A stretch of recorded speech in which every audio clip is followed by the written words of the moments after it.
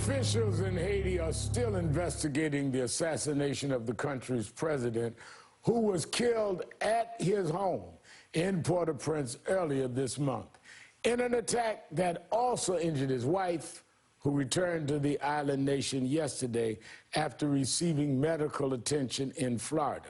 Several suspects have been detained, two of them naturalized Haitian-American citizens, according to Haitian government officials.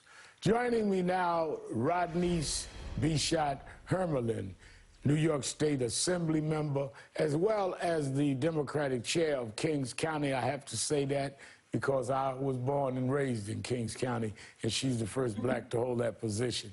Assemblywoman, thank you so much for your time to be with us tonight.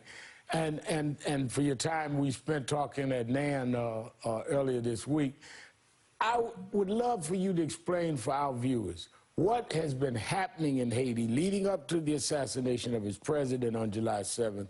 He was facing calls to step down, and his regime was increasingly being viewed by some as anti-democratic. But according to the New York Times, both the Trump and Biden administrations continue to back his rule as a stabilizing force in the country. Can you elaborate for the U.S. exactly what was going on leading up to where we are now?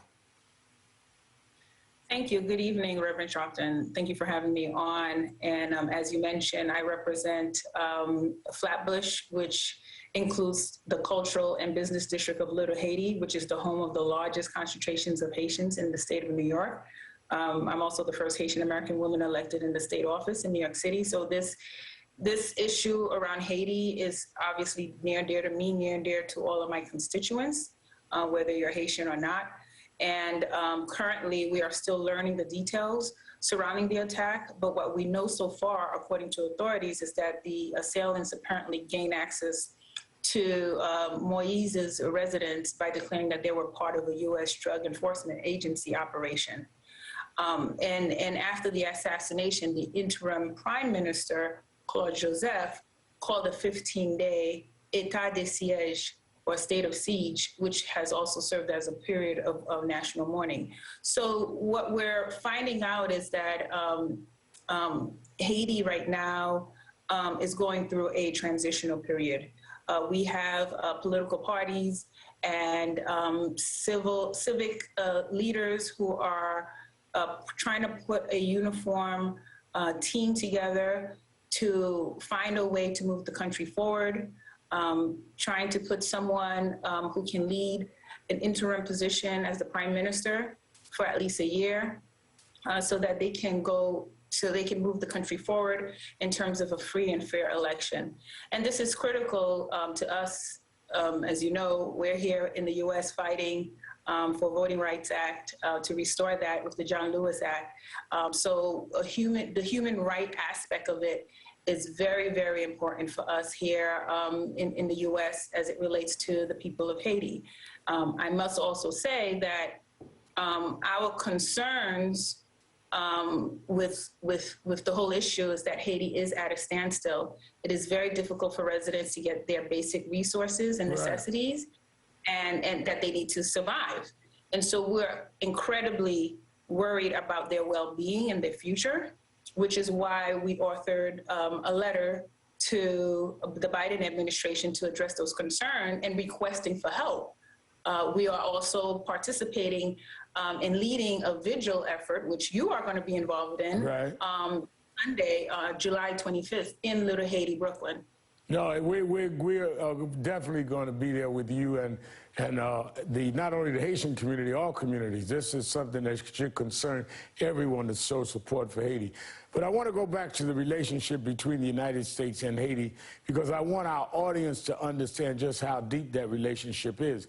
Going back to the Haitian Revolution in the 1790s, and what it meant to a slave-holding nation like ours was at that time.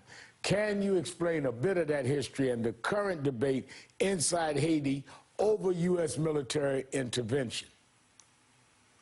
Well, first I want to say that we have to recognize the historical presence of Haiti and their independence in 1804, being the first Black republic and what it meant to the U.S. as it gave the opportunity for the U.S. to gain more power in the purchase of the Louisiana Territory, expanding the United States, and also having the Haitian military come in and fight in the Revolutionary War. We had about 750 Haitian free men fought alongside the colonial troops against the British in the siege of Savannah in 1779. So when you think about Haitians here in America and the people of Haiti, there has been a strong relationship as we've been definitely contributing to the historical acts and the historical events in Haiti, in the United States, making it a much stronger place to be. Haiti has said over and over, and the people of Haiti has said over and over that they do not want international intervention as it relates to trying to take over their government. As you know, Haiti for a very long time was under a dictatorship, and in the 80s, the dictator, Baby Doc, was overthrown, and it took some time for the country to get a government that will allow a free and fair election. The first president that was elected by the people in a real election was President Aristide back then. But since then, there's been some ups and downs in terms of the stability of having a president maintain the country. And now that we have fast forward to this point, we have witnessed that the country is still not to the level that we would like it to be. As you know, the parliament has dissolved because we didn't have an election since 2019. So that's a problem, which is why Haiti right now is trying to find a solution to transition their democracy. The issue right now is there is a fear that if one particular political party is in control, then they will have of the elections. Right. So right now we're just praying. We're praying that our country and everybody come together with peace and find a solution, and also think of all the things and all the issues that Haiti is currently going under, and as we transition.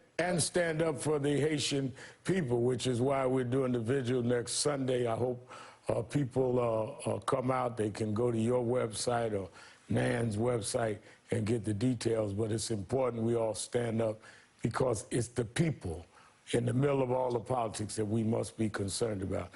I'm out of time, but thank you. Thank you so much for being with us. Rodneyse Bichotte Hermelyn, our Assemblywoman in Brooklyn, chair of the Kings County Democratic Party. Thank you for being with us. Up next, my final thoughts.